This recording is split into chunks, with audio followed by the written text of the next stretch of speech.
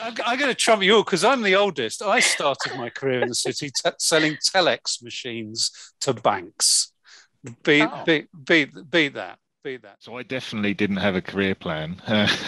So I'm definitely not on the side of managing, the dreaded question for me, where do you want to be in 5 years? I have absolutely no idea. And I think if it's not too much of a weak answer, I think sometimes that's quite limiting because I think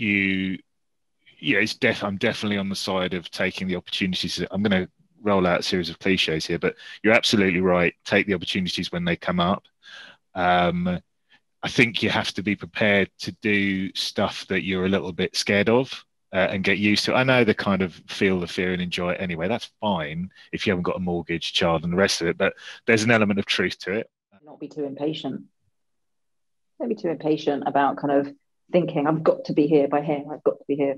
Because if you're always thinking about the next thing, you're not enjoying what you're doing. And the reality is, certainly from my perspective, like it's experience, and it's like you're saying, David, sometimes it just takes time for you to then kind of go, oh, that's an opportunity I want to put myself forward for. Sometimes it's confidence, sometimes experience, but it's not that you were lacking it or you failed at it before. It's just that the time that it came.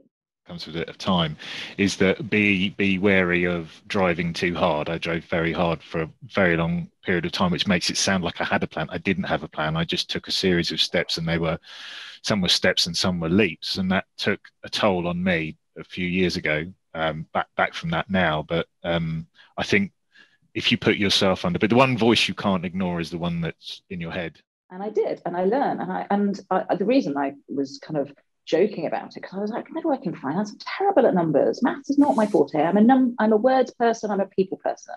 I didn't understand there were jobs in the industry for people like me at all. I just assumed everyone had to be a kind of finance grad or something. And after about 4 or 5 years, I started to get an itch. Like, I really want to understand why we do what we do, and I want to progress. And at that point, my caring responsibilities were less. My daughter was older, so I wanted to move to London, and that's where Mark and E2W come in, actually. Because what happened is I was just feeling really frustrated, didn't know what to do next. I didn't want to be an accountant anymore. Wanted to work in risk and asset management, and I didn't know how to do it. So even though I have my plan, I'm still not like, strict with it. Like, I have to go left and that's it. I still am open to whatever the world and the universe and my network and the people around me bring. I'll take it. So actually coaching has been valuable alongside therapy, because therapy is when you kind of go, oh God, why am I doing any of this? Because actually I would recommend more than anything else that every single person has counselling or therapy to understand their drivers, because it's all very well sitting down with the coach, go, I want to do this. And they go, great, do this, and then you'll get to that. Bang. Are you happy at the end? No. Why am I not happy? Oh, because that's not actually what I was chasing.